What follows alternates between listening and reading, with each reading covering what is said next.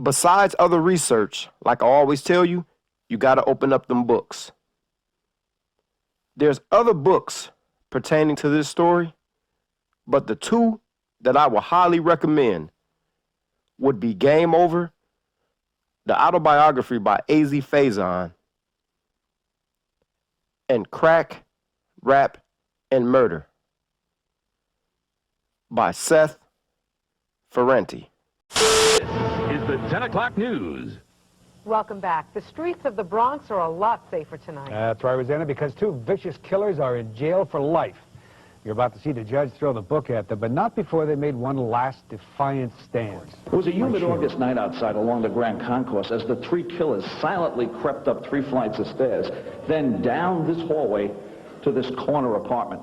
Once they pushed their way inside, they rounded up 6 friends. One of them, a 13-year-old girl. They shoved them back into a rear bedroom, made them lie on the floor, and then pumped 25 shots into the backs of their heads and bodies. Open the safe, nigga. Open the safe now, or I'm gonna kill everybody up in here. Hurry up. That was the last thing Azie heard before he got hit in the head with the gun, causing blood to flow into his eyes. Shaking with fear and numb from the pain, he tried to respond. Look, man, the blood is blinding me.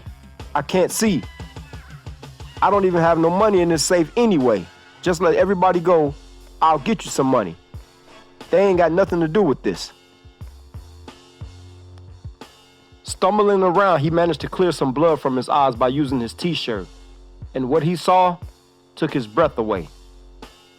5 people, including his aunt and his best friend, were tied up, handcuffed, laying face down while pleading for their lives.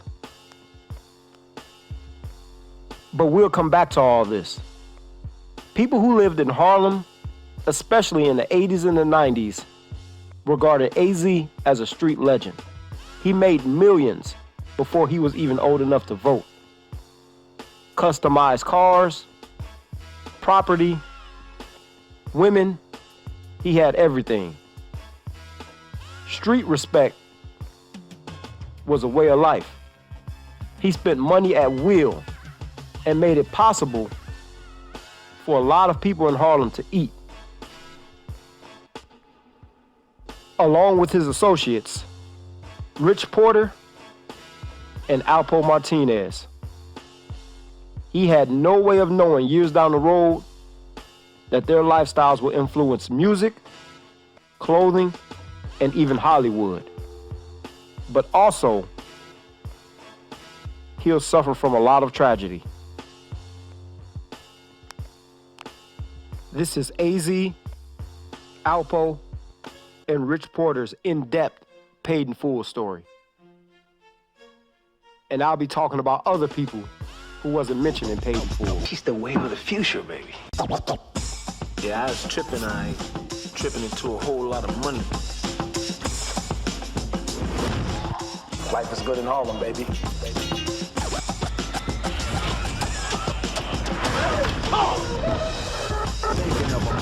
I'm not gonna let that slide. I'ma handle it. I'm still gonna be the king. Be the king. So I start my mission, feed my residents, thinking how could I get some dead presidents? I need money.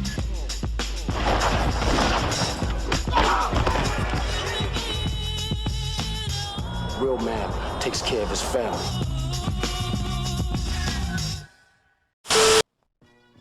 Azie was born in a Bronx hospital on November 10th, 1964. He lived his first 6 years of his life between 165th and 167th Streets and Clay Avenue. They grew up poor.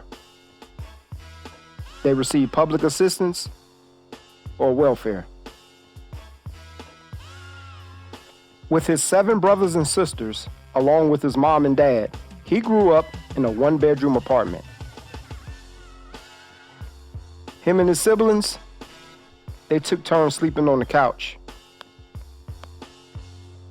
Azie cushioned himself with pillows the nights he had the floor. Him and his siblings went to school early to get breakfast.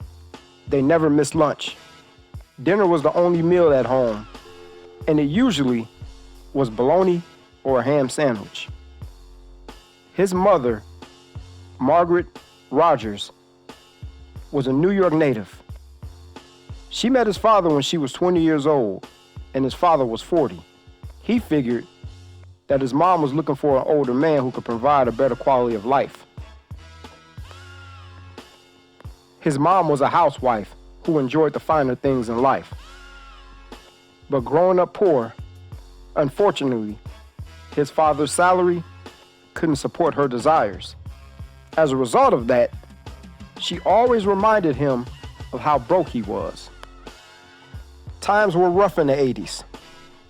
The average salary of a black family in the 80s was around $20,000. Even when Azie began working at the cleaners, he was only making $75 a week. Since they were on welfare, whenever a welfare worker came around, his father had to leave the house, Azie Faison Sr. Had his father been present, they would lose their welfare benefits. And his mom often warned him not to miss school because the welfare worker might be coming home for what they call a face-to-face. During these meetings, they come over to make sure the house is suitable. Just come over to make sure everything is all right. And you can jeopardize your welfare payments. Azie would always have friends come over, and they would watch shows like Good Times, Sanford and Son, The Flip Wilson Show, The Jacksons Variety Show, The Jeffersons, The Richard Pryor Show. Ladies and gentlemen, my name is Richard Pryor. Due to technical difficulties, we cannot continue to bring you the audio portion of the Richard Pryor Show. However, I'm an NBC spokesman, and I will be happy to tell you what Mr. Pryor is saying. I will now read from tonight's network-approved scripts. Gosh, I'm just pleased this pledge to be continuing on as part of the NBC family. They truly understand me. And what's happening? The show he loved the most was Good Times. The show gave viewers a glimpse into the lives of poor families living in Chicago housing projects. And a number of episodes he and his family could relate to. Oftentimes, he was embarrassed when he had company over because the television set was busted. The dial was always broken, and you can only turn the channel by sticking a fork into the TV. He was also embarrassed by his wardrobe. Growing up, they did most of their shopping at Alexander's department store. This was that type of store where you could purchase just about anything for a low price. And he was lucky if he can get some sneakers like a pair of Pro Kids. They ended up having a house fire and had to move to a shelter. After that, the social workers found them a place in Harlem. They moved to the famous Sugar Hill section of Harlem.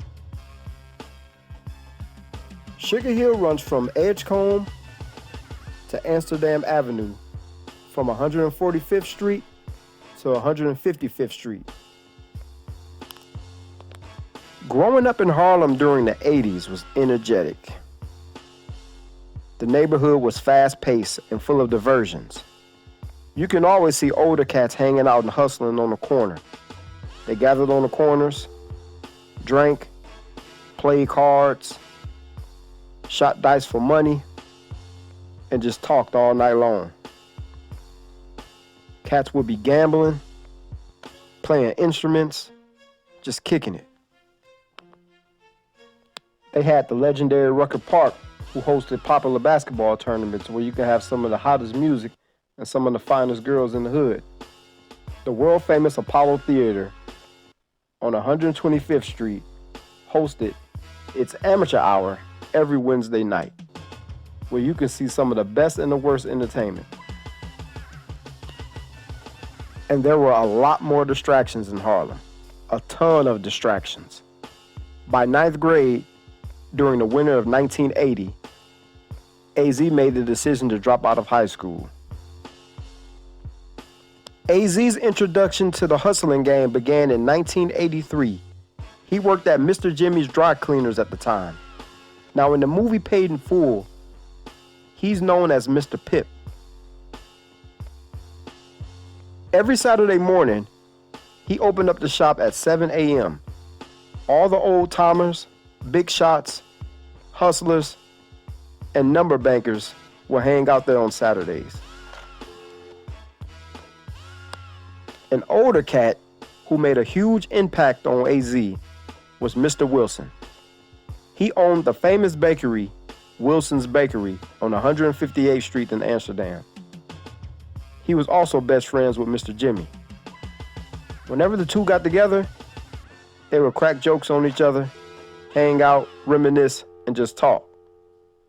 Mr. Wilson would say stuff like, "Man, close this cleaners down. I'll pay you what you make each week just for hanging out with me." And he actually could have afforded that, because Mr. Wilson's bakery was making a killing. Meanwhile, the younger generation began running things on the streets. Mr. Wilson always complained about the young hustlers. He was totally against selling drugs. Whenever he complained about the hustlers, Mr. Jimmy would tell him to just mind his business. One day, Mr. Wilson stepped to the brothers and told them that they need to move their drug operation elsewhere. He told them a few times, and the brothers wouldn't budge. So he told them he's calling the police, and he did. The officers rolled up, and they arrested all of them.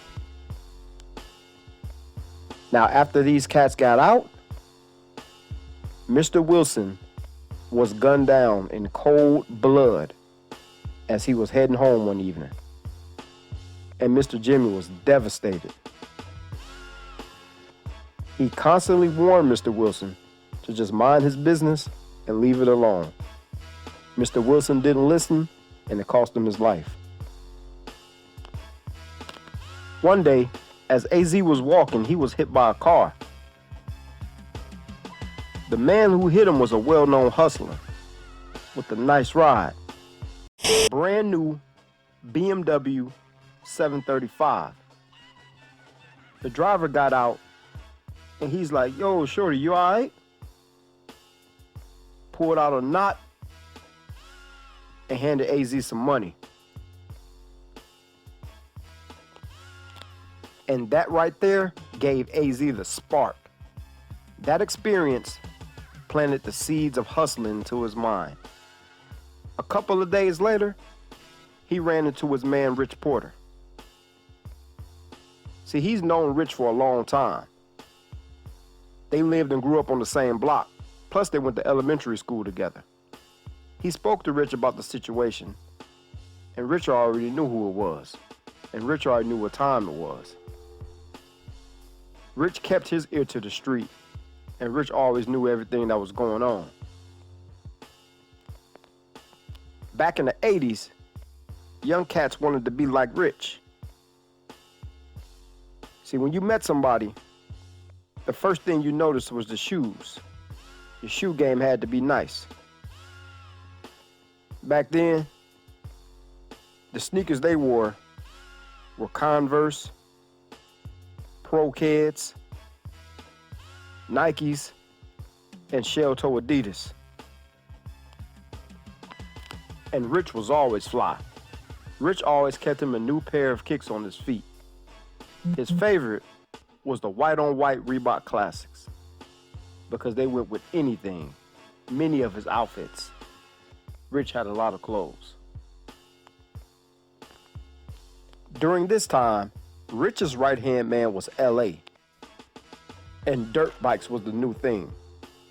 Rich in LA used to put on shows with their dirt bikes, doing wheelies, donuts, burnouts, all up and down 7th and Lenox Avenue. Police used to chase them as people cheered him on the sidewalks. And they was always able to get away. LA was popular in Harlem for one thing. He was the youngest brother in the hood who had his own car. He was only about 15 years old when he first started getting money in Harlem. On top of that, he was slick talking. He can hoop well, and he had a lot of girls. He was very outspoken and had a magnetic personality. LA and Rich was getting crazy money in the hood. These young cats was flossing plenty of cars and had plenty of jewelry. Azie first met LA in 1982 through Rich. Rich bet LA that Azie can beat him in a basketball game one-on-one for $100. LA beat him that day, and that became his man also. Rich and LA was selling a lot of H in the streets. Azie began bootlegging on Sundays out the back of the dry cleaners. But that hustle didn't pay off that much. Azie only got paid $75 a week at his job. But every Sunday, he could turn 75 into 150. That was cool and all, but he wasn't getting that much paper. In 1983, the movie Scarface came out. Azie went to go see the movie, and the movie changed his life. After that, he had all the inspiration he needed to start hustling. Miami's changing. You can see it everywhere. New construction, new jobs. Growth that's financed by Florida Security Trust. We've been putting your money to work for 75 years, building a more prosperous Miami. Count on us being here tomorrow. Oh, yeah. That's because for 75 years you've been fucking everybody. Somebody should do something about this horse. I mean, charging me 10 points on my money. But they're getting away with it. Fuck. There's no loss anymore. Forget it, man. I mean, anything goes. They've been around 1,000 years, okay? They got all the angles figured out. You know what capitalism is? Getting fucked. True capitalist if ever I met one. Uh-oh. Did you hear that? How would you know, bubblehead? You ever do nothing say, get your hair fixed and powder your nose?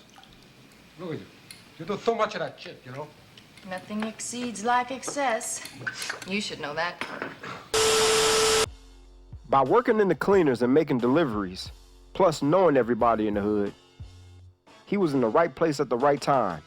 He met this Colombian dealer named Lulu, who sold C. That's cool. Lulu gave him his first package and introduced him to the fast life. 25,000. Dang. Him and Lulu did business out of Lulu's house. Good, okay? Nah, I'm saying this shit. For you, Azito, lesson number 1, don't ever get high off your own product. It will make you loco. Number 2, don't ever tell anyone about me. Number 3, stay low, always follow instructions, trust me, and money will never be a problem for you. Lulu put him on, and Azie began selling out of the dry cleaners. One day, Mr. Jimmy saw all of the traffic out front of his store.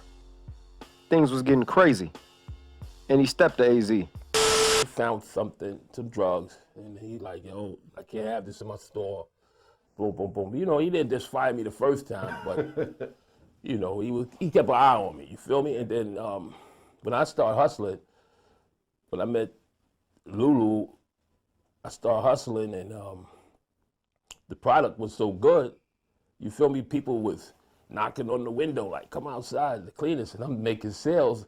So one thing led to the next. Now, you can't do this in my store, so he wound up letting me go.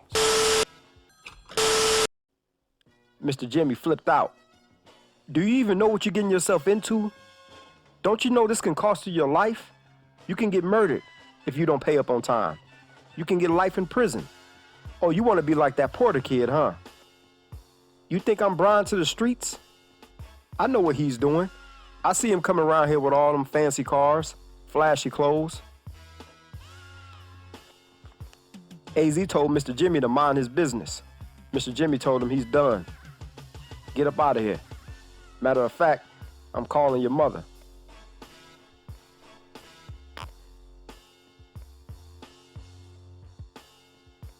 In the beginning, AZ was following Lulu's orders. Stay low. Don't do too much. Stack your money and stay low. AZ listened at first. He bought him a rust-colored Toyota Corolla. Everybody was laughing at him. But in his mind, he was thinking, that's okay.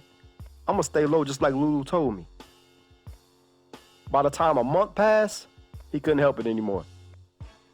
He bought himself a Benz 190, gold on gold, with black and gold lamb seats. And he was thinking, yeah, now I laugh. Pat was Rich's little sister, and AZ knew her most of his life. Around 1980, they began dating. Pat used to come to the cleaners all the time with Rich's clothes. By the time AZ gave that Toyota to Pat in 1984, she had just given birth to his firstborn, his baby girl named Faison. Rich in LA was the talk of the town. To say the word popular would be an understatement. One night, Rich gets a call. Rich got a call that LA was just shot. Rich was shocked. LA was shot at the rooftop. The rooftop was a popular skating rink. Everybody used to kick it at the rooftop. This is where all the hustlers would go, and everybody with money would go there, flash their cars, show their women off, show off their clothes. Everybody used to kick it there. This was the kick it spot. By the time they made it to the hospital after hearing the news of LA being shot, LA was gone. He didn't make it. Everyone was devastated. People began asking questions. Who could have done this to LA? The only thing AZ can think of was a shootout. Rich and AZ was just recently into a shootout with some cats not too long ago. And maybe this was retaliation for that. A few months later, 2 stick-up kids tried to rob Rich's girlfriend. One of the dudes was killed in the process. Word on the streets that one of the robbers actually shot the other one, trying to get at Rich. After that, Rich began wearing a bulletproof vest, and he kept a couple of 9s on him. One day in 1985, 2 cats ran up on Rich and shot at him while he was in his Jeep inside of a car wash. Rich pulled out one of his 9s and started busting. Chased the dudes down, they ran for cover, and the police rushed the scene. Rich was arrested on the spot. Rich got a year for the gun charge, and he did a year on Rikers Island. So after that, AZ began to take over and started doing business with some of Rich's boys. Rich gave him permission. Some serious paper flowed through Sugar Hill, Harlem. You had all the hottest night spots, all the gambling spots, the jazz spots, and people came to kick it. People came from all over to kick it and spend money. I'm talking about people from all over New York. AZ opened up a game room called the Jukebox. This was another kick in the spot, another location where heavy money was flowing in and out. In 1985, one of AZ's right-hand men named Gangsta Lou introduced him to Alpo. Now, Gangsta Lou should have been in paid in full as well. He should have been in there just as much as Rich or Alpo.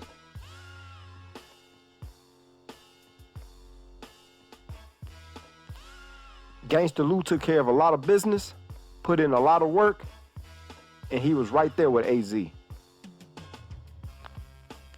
And then when Alpo came along, the game started to change.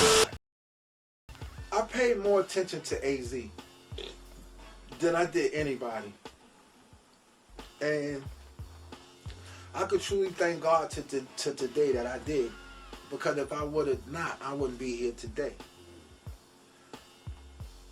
A always was a thinker.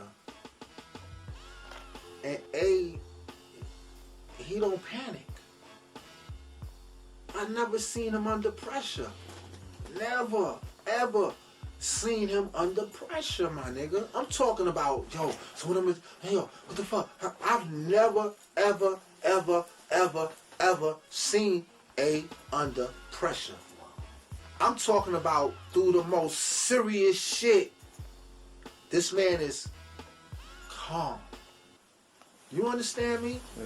So I paid more attention to A. You understand what I'm saying? Because Rich always here, he there, he move a lot. Poe, I brought him in, so what am I following him for? That don't make no sense. You understand what I'm saying?